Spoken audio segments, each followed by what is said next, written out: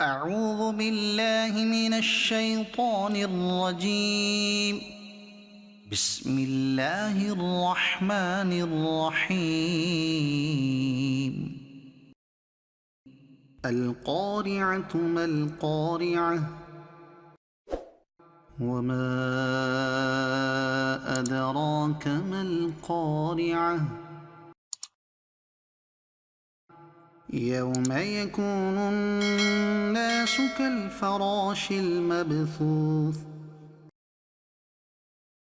وتكون الجبال كالعهن المنفوش فأما من ثقلت موازينه فهو في عيشة راضية وأما من خفت موازينه فأمه هاوية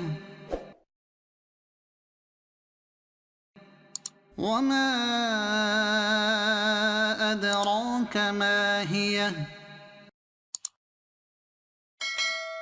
نار حامية